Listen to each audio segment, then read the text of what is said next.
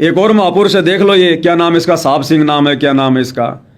अन्नपूर्णा मुहिम के अंदर ये सिर पे 20-25 किलो की गठरी डाल के घूमता रहता था, क्योंकि इनको तो बेकार करनी है, इनको भक्ति में आनंद नहीं आता, इनको बेकार में आनंद आता है। गुरुजी एक सत्संग में बताते हैं ना, एक व्यक्ति को पंडित जी ने सलाह दी कि भैया घर पर हवन करवा, मंत्र जाप करवा। बोला जी कैसे करवाऊं? बोला ये माला पकड़ और मैं जो मंत्र बताऊं इसका जाप करवा, 3 दिन लगातार 8-8 घंटे, तेरे घर में ये हो जाएगा वो हो जाएगा। अब उसने सोचा कि यार 2-4 आदमी ले आऊं पकड़ के मंत्र जाप करने के लिए। वो गया चौपाटी पे, चौराहे पे गया, चौराहे पे वही खड़े थे सारे लेबर, जाते उसके चारों तरफ घूम गए। हाँ बोला भाई साहब। बोला भैया मुझे 3 आदमी चाहिए। क्या काम है? काम कुछ नहीं है, बड़ा आनंद वाला है। सबसे पहले आपको नहलाऊंगा, धुलाऊंगा, नए कपड़े पहनाऊंगा, फिर आपके हाथ में माला दूंगा। आपने 12 बजे से लेकर शाम को 5 बजे तक माला जाप करनी है। तो जो लेबर थी उन्होंने कहा कि भाई साहब किसी और से जिक्र मत करना, हम 3 आदमी हो गए बस, और मत बोलना किसी को भी। ना बोला क्यों बोलूंगा मैं किसी और को। तीनों को ले गया, नहलाया धुलाया, नए कपड़े दे दिए और एक कमरे में बैठा दिया, हाथ में माला दे के। क्या जपना है? बोले जपो ये मंत्र। वो मंत्र बता दिया। आधा घंटा भी नहीं पकड़ा उन्होंने, आधा घंटा भी खुसर फुसर हो गई और दुखी होके परेशान होके वो माला उसके हाथ में पकड़ा के बोले भाई साहब हम तो चले, हमारे से नहीं होती है तुम्हारी भक्ति, हम तो हमारा लेबर वाला कार्य करेंगे, उसी में ठीक है। और जाके वो लेबर का कार्य करने लग गए, मिट्टी ढोने लग गए। तो भाई और बहनों, ये सतलोक आश्रम वाले, ये कोऑर्डिनेटर, ये संगत, इस संगत को केवल बेगार करने में मजा आता है, भक्ति करने में आनंद नहीं आता। इनको घर बैठकर ज्ञान आधार से मर्यादा में रह के भक्ति करने में आनंद नहीं आता। इनसे बेगार करवा लो, दुनिया के मकान बनवा लो, मजदूरी करवा लो, इनसे गड्ढे खुदवा लो, रोडों पे झाड़ू लगवा लो, मोटर पाइप की सेवा करवा लो, आश्रम में गेहूं साफ करवा लो, प्याज आलू साफ करवा लो, अन्नपूर्णा मुहिम की थैलियों में पैकिंग करवा लो, स्टेडियम बनवा लो, आश्रम में कोई हॉस्पिटल बनवा लो, नींव खुदवा लो, पत्थर डलवा लो। इनको सारा दिन मजदूरी में लगा के रखो, ये खुश। इनको भक्ति का जिक्र मत करो, वरना ये दुखी हो जाते हैं कि भैया भक्ति करना हमारी बस की बात नहीं है। तो वर्तमान में जिसकी जैसी इच्छा परमात्मा पूरी कर रहा है। साथ संगत वाले भाई बहनों की इच्छा भक्ति करने की, परमात्मा दिन रात भक्ति करवा रहा है। आश्रम से जुड़े भक्तों की इच्छा बेगार करने की, मजदूरी करने की, परमात्मा जम के मजदूरी करवा रहा है। तो भगवान से जो मांगोगे भगवान तो वही देगा। तो ये वही भाई है जो अन्नपूर्णा मुहिम के अंदर सिर पे डाल डाल के गेहूं के कट्टे फुदकता रहता था। अब यहां पर ये गोरखनाथ बन के ज्ञान झाड़ रहा है। और क्या ज्ञान दे रहा है, सुन लो इसका ज्ञान। भाई और बहनों, 2 शब्दों में पता चल जाता है कितना भगत है, पानी कितना गहरा है, पत्थर की आवाज से पता चल जाता है। कुएं में कितना पानी है, पहले क्या करते थे, कुएं में पत्थर डाला करते थे, तो आवाज से पता चल जाता था कि पानी कितना फुट होगा। इसलिए परमात्मा कहते हैं साधु शब्दा परखिए दुख पड़े घर नार, सूरवीर जद जानिए जब रण बाजे तलवार। तो इन साधु संतों की, इन भक्तों की पहचान इनके शब्दों से हो जाती है। क्या स्टेटमेंट दे रहा भाई, सुन लो। साहब जी एक बात और कहना चाहूंगा मैं, जो डिग्गल में भगत गए थे जज्जर के हमारी पंचायत में, वे मायना के खिलाफ नहीं थे जी। और कल मायना में पंचायत होगी, वे डिग्गल के खिलाफ नहीं होंगे। हमारे गुरुदेव ने हमेशा कहा है अगर बेटा किसी का सुलझेड़ा कराओ, झगड़ा ना बढ़ाओ। वे सिर्फ सुलझेड़ा कराने के लिए गए थे। क्या बात कही है। राम भद्राचार्य जी से बात करनी पड़ेगी, इसको अपना चेला बना ले, कथा वथा करने में बड़ा काम आएगा। देखा कितने प्यार प्रेम से कितनी बढ़िया बात बोल गया कि जो भगत डिग्गल में गए थे और आगे जो भगत मायना में जाएंगे, तो हम किसी के पक्ष विपक्ष में नहीं गए, हम तो सुलझेड़ा करवाने गए थे। अरे मंद बुद्धि व्यक्ति विचार कर, 2 पक्षों का झगड़ा, 2 भाइयों का झगड़ा, और तुम आश्रम वाले दोनों तरफ जा रहे हो। तो कल को जब उसका फैसला होगा तो एक तो गलत होगा। अरे एक हारेगा एक जीतेगा, एक सही होगा एक गलत होगा, दोनों तो सही हो नहीं सकते, ना दोनों गलत हो सकते। तो मंद बुद्धि सतलोक आश्रम वालों, तुम बैठ गए दोनों तरफ, तो कल को एक हारेगा एक जीतेगा, एक गलत एक सही। अगर डिग्गल वाला सही है तो मायना की पंचायत में जो सतलोक आश्रम वाले जाके बैठे थे, क्या वो झूठ के पाले में नहीं बैठे? अगर मायना वाला वो परवीन ASI सही निकला और डिग्गल वाला यदि वो गलत निकला, तो डिग्गल की पंचायत में बैठने वाले सतलोक आश्रम वाले क्या परमात्मा के दोषी नहीं हुए? क्या स्टेटमेंट दे रहा है ये मूर्ख? हार भी मेरी, जीत भी मेरी। अरे भक्ति का कोई लक्षण तो दिखाओ। बुद्धि विवेक तुम्हारा घास चरने गया क्या? अरे भैंस भी इतनी बुद्धि रखती है, मालिक घर से छोड़ देता है, शाम को चर के उसी घर में आती है, और तुम फिर रहे हो धक्के खाते। और कह रहा हम तो सुलझेड़ा करवाने गए थे, सुलझेड़ा करवाने यानी समझौता करवाने गए थे हम दोनों पक्षों का। अब भाई और बहनों, ये सतलोक आश्रम वाले पहले अपनी संगत का समझौता तो करवा लें, ये पहले संगत का सुलझेड़ा तो करवा लें। अरे दुनिया का तो बाद में करवाना, पहले घर की आग तो बुझा लो। इन सतलोक आश्रम वालों की शिकायतें रोजाना हिसार जेल में सतगुरु रामपाल जी के पास जाती हैं। सतगुरु रामपाल जी भी माथे में थप्पी मारते हैं। और हिसार जेल से आया हुआ विशेष संदेश ये मैंने पवन दास ने नहीं बनाया, ये सतलोक आश्रम वाले भेज रहे हैं। इनके संत रामपाल जी महाराज न्यूज चैनल पर एक एक घंटे की विशेष संदेश है। ये विशेष संदेश नंबर 66 है। अरे तुम्हारी उल्टी हरकतों को देखकर, तुम्हारे झगड़ों को देखकर तुम्हारा गुरु हिसार जेल से रो रो के क्या कह रहा है? क्या कह रहा है तुम्हारा गुरु? कितना धमका रहा है तुम्हें, सुधर जाओ, संभल जाओ, मत मुझे ज्यादा दुखी करो। अरे तुम आश्रम वालों से तो तुम्हारा गुरु महा दुखी। पहले तुम तो सुधर जाओ, तुम तो संभल जाओ, दुनिया का भाईचारा बाद में सुलझा देना। क्या कह रहा, हम तो सुलझेड़ा करवाने गए थे वहां पर, खुद तो उलझे हुए दुनिया को सुलझाने की फिराक में। क्या कह रहे हैं सतगुरु रामपाल जी हिसार जेल से वर्तमान में इन सतलोक आश्रम वालों की उल्टी हरकतों को लेकर? क्या कह रहे हैं, ध्यान से सुन लो भाई और बहनों। और कई देखा है कि कोऑर्डिनेटर या जिसकी जो भी व्यवस्था लगाई जाए तो व्यवहार भी ठीक नहीं करते, धमकान लग जाते, फुरकान लग जाते। और कुछ ऐसी भी शिकायतें आई हैं जो बहन बेटियों के साथ गलत मैसेज भी डालते हैं। कोऑर्डिनेटर संत रामपाल जी धमका रहे हैं हिसार जेल में बैठकर इन कोऑर्डिनेटरों को, अमन जैसों को। ये भी तो कोऑर्डिनेटर है हिसार हरियाणा का। कहते हैं ऐसी ऐसी शिकायतें आती हैं, कोऑर्डिनेटर व्यवहार भी अच्छा नहीं करते, संगत के साथ में धमकाने लग जाते हैं, खुड़काने लग जाते हैं। और आगे संत रामपाल जी कह रहे हैं, कुछ तो ऐसी भी शिकायत आई है मेरे पास में भक्तों की, आश्रम वालों की, बहन बेटियों को गलत गलत मैसेज भेजते हैं, अश्लील मैसेज, सेटिंगबाजी करते हैं, दुराचार करते हैं। अरे क्या दुनिया का सुलझेड़ा करवाओगे तुम? खुद उलझे हुए हो काल के जाल में। क्या कह रहे हैं, सुन लो ध्यान से। गुरुदेव ने हमेशा कहा है अगर बेटा किसी का सुलझेड़ा कराओ, झगड़ा ना बढ़ाओ। वे सिर्फ सुलझेड़ा कराने के लिए गए थे। अब गुरु जी क्या कह रहे हैं, ये कितने उलझे हुए हैं। और कई देखा है कि कोऑर्डिनेटर या जिसकी जो भी व्यवस्था लगाई जाए तो व्यवहार भी ठीक नहीं करते, धमकान लग जाते, फुरकान लग जाते। और कुछ ऐसी भी शिकायतें आई हैं जो बहन बेटियों के साथ गलत मैसेज भी डालते हैं। तो वो दुष्ट लोग ना तो कोऑर्डिनेटर के योग्य है ना वो भगत के योग्य। ये तो नसीहत दी है आपको, समझदार हो, सुधर जाओ, इसका पालन करो। मेरे पास ऐसी ऐसी शिकायतें आती हैं। क्या कह रहे हैं गुरुदेव, मेरे पास ऐसी ऐसी शिकायतें आती हैं। अरे नालायको, तुम खुद तो सुधर जाओ। दुनिया को पंचायत में जाके क्या खाक समझाओगे, क्या खाक सुधारोगे? तुम्हारा गुरु तुम्हारे से मां दुखी, तुम्हारे कुकर्मों से, तुम्हारी भक्ति विरुद्ध कुकर्मों से, और तुम दुनिया को सुधारने का ठेका ले रहे हो। तुम दुनिया को मूर्ख बना सकते हो, साथ संगति वाले भाई बहनों को नहीं बना सकते। तुम्हारी रग रग से वाकिफ है, रग रग से। अपना सत्यानाश करवा लोगे आने वाले समय में गुरु को नाराज करके। ध्यान रखना, जिन बातों से गुरु दुख पावे तिन बातों को दूर भगावे। युग युग नंबर नहीं पड़ेगा दोबारा इस भक्ति मार्ग पर। ये जन्म तो तुम बर्बाद कर ही चुके हो।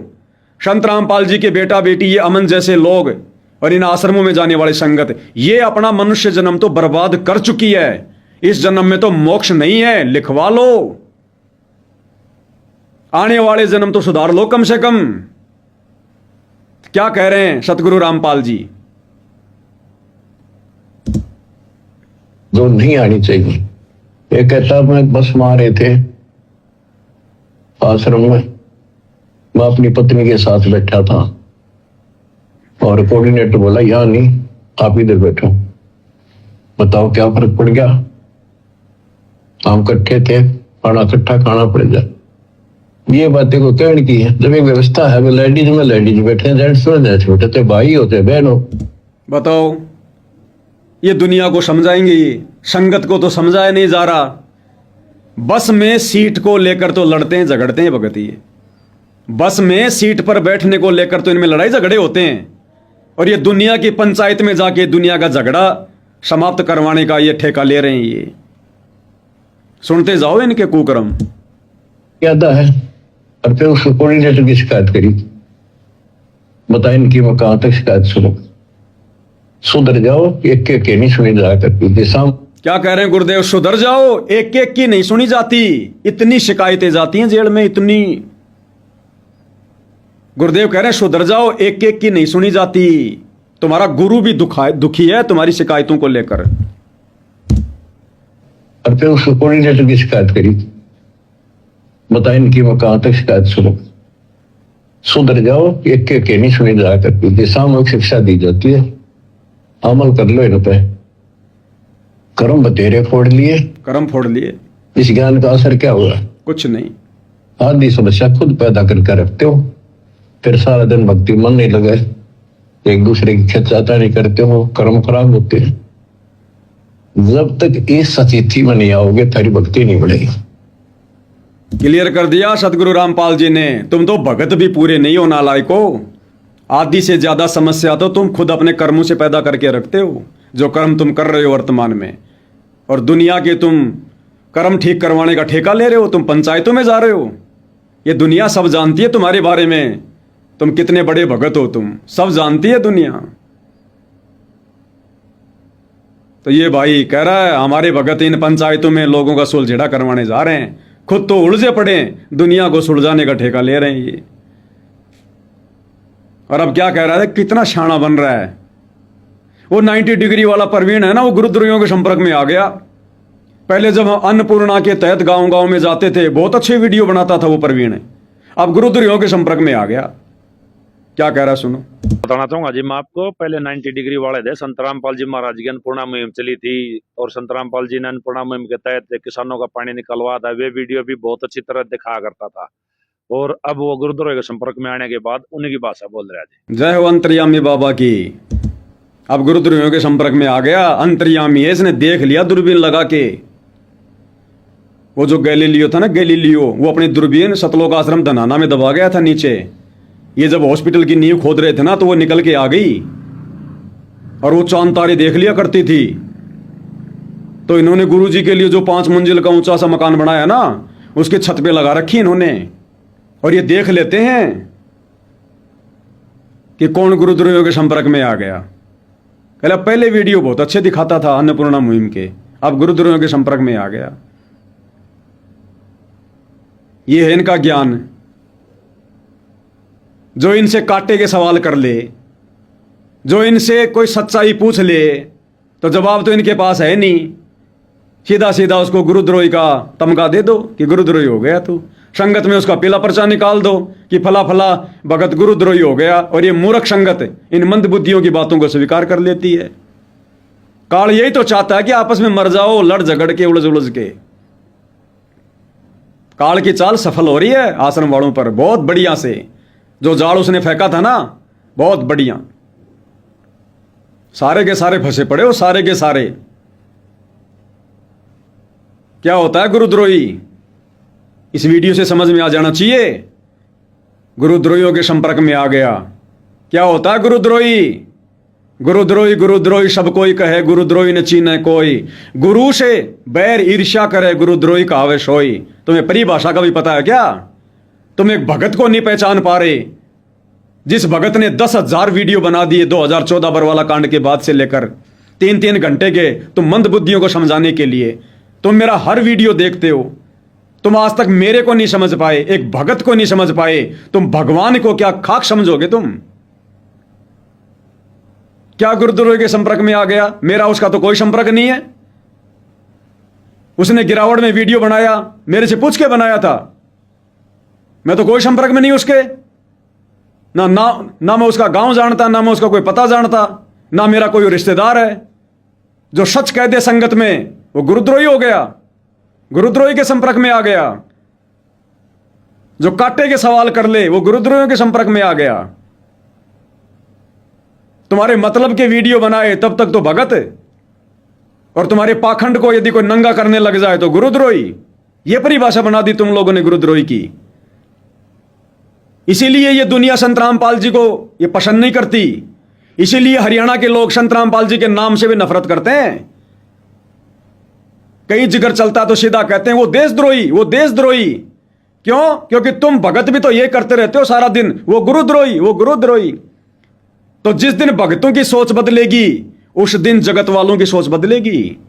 तुम संगत वालों की जिस दिन भगतों के प्रति सोच बदलेगी, जिस दिन तुम संगत वालों को गुरुद्रोही की परिभाषा समझ में आएगी, उस दिन जगत वालों को देशद्रोही की परिभाषा समझ में आएगी। सबसे बड़ा रोड़ा हो तुम लोग सतलोक आश्रम वालों, संत रामपाल जी के मिशन में, भक्ति मार्ग में। और भैया अभी तो ये प्रवीण जैसे एक दो भगत खड़े हुए हैं, अभी तो लाइन लगेगी, लाइन। ऐसा थोड़ी चलता रहेगा। तुमने क्या सोचा? गुरुजी जेल में, संगत रेल में, गुरु का परिवार बिल्कुल सुपरफास्ट मेल में। संगत गुरु के नाम पे दान धर्म देती रहेगी, गुरु का परिवार उस दान का दुरुपयोग करता रहेगा, गुलछर्रे उड़ाता रहेगा। ऐसा चलेगा?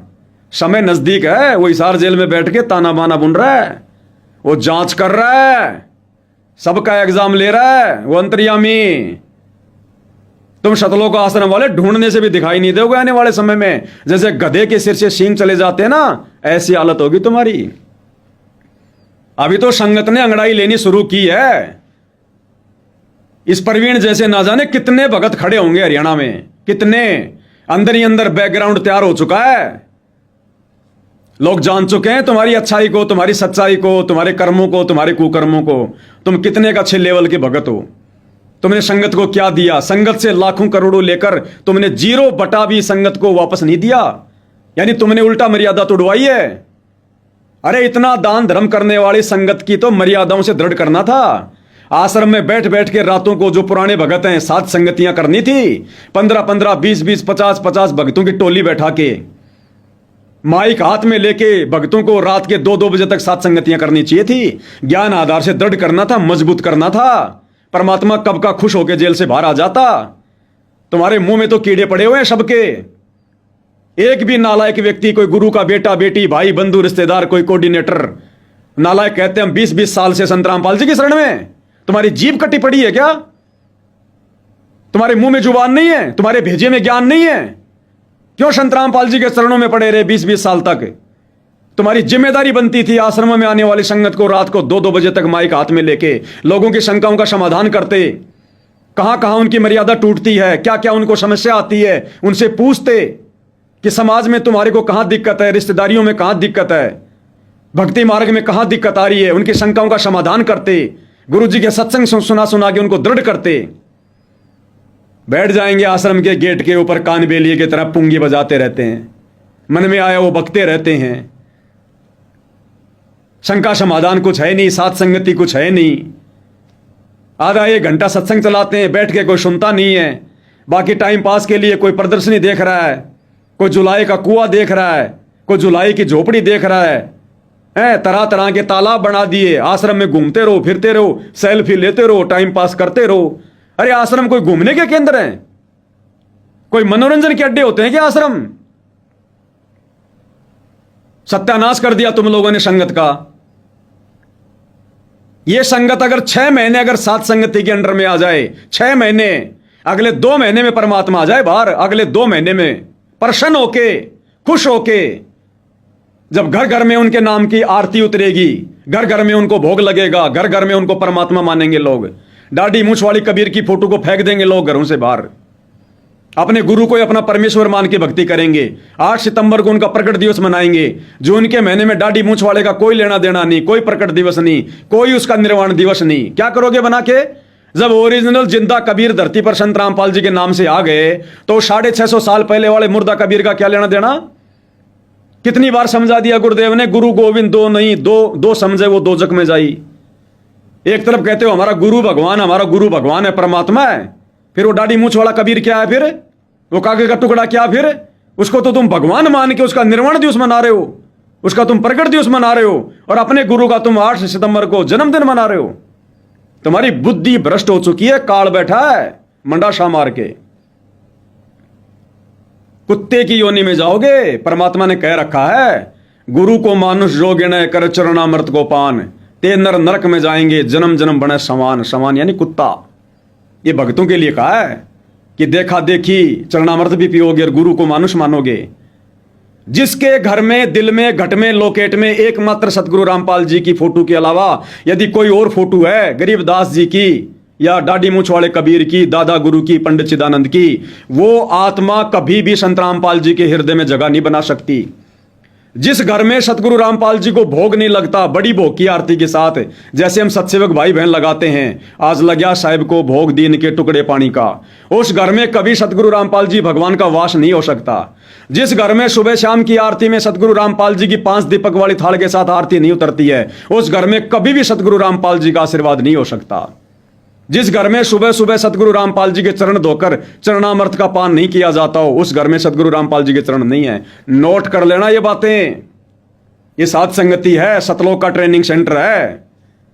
सत्य का हमेशा विरोध होता है। लाइन लगा के लोग जुड़ेंगे आने वाले समय में साध संगति में, लाइन लगा के।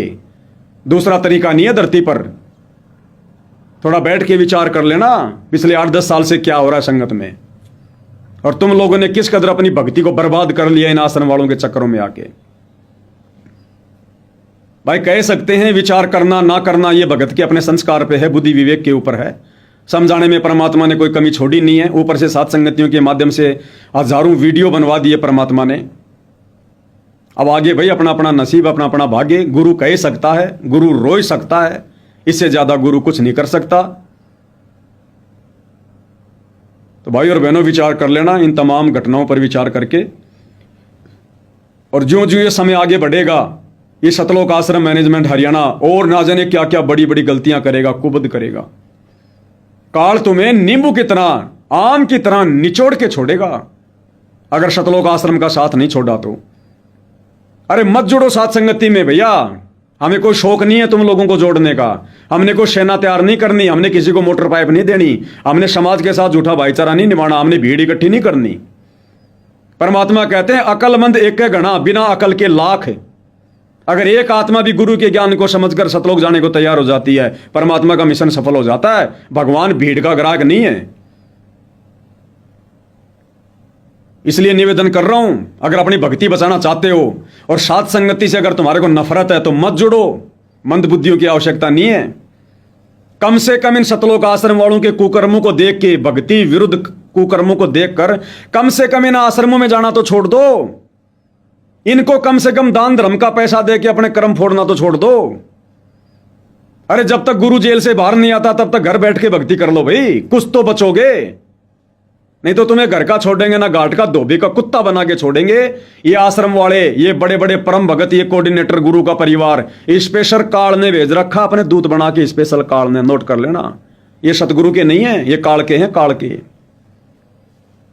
अगर दयाल इतने वर्षों से अपना काम कर रहा है सतगुरु रामपाल जी, तो काल क्या कर रहा है? कहां काल? आमने सामने की लड़ाई नहीं लड़ेगा, इन सतलोक आश्रम वालों के माध्यम से लड़ाई लड़ रहा है। उसका तो ये काम है, इन आत्माओं को भक्ति से दूर करो, मर्यादा तोड़वाओ, एक बार गुरु के दिल से उतारो। और गुरु के दिल से तुम रोज उतरते जा रहे हो। तुम्हारा गुरु रोज रो रो के तुम्हें हिसार जेल से समझा रहा है, सुधर जाओ, मान जाओ, संभल जाओ, मर्यादा मत तोड़ो, मुझे दुखी मत करो। तो काल तुम्हें दिन प्रतिदिन परमात्मा से दूर कर रहा है, और एक दिन इतना दूर कर देगा तुम चाकर भी नहीं पकड़ पाओगे। रोगे फिर जैसे मगर में रो रहे थे, जैसे मगर में रो रहे थे भगत परमात्मा के जाने के बाद कि हम तो मौका चूक गए, मौका चूक गए। तो भाई और बहनों, ये तो परमात्मा का ज्ञान अथा है। सतगुरु की महिमा अतुल्य है, अवर्णनीय है, अकथनीय है। सात समुद्र की मछी करूं, लेखनी करूं बन राय, धरती का कागज करूं, गुरुगुण लिखा न जाए। हम तुच्छ बुद्धि जीव क्या उनकी महिमा कर सकते हैं, लेकिन जितनी बुद्धि उन्होंने दी है वर्तमान में, आप नादान संगत वालों को संदेशा देके थोड़ी हमारी भी सेवा बन जाती है, और आप लोगों की समझ में आ जाए तो आप भी अपना जीवन बचा लोगे। बाकी यहाँ ना कोई भगत काम आएगा, ना गुरु का परिवार काम आएगा, ना ये आश्रम काम आएंगे। अंत में खाली हाथ जाओगे, खाली हाथ।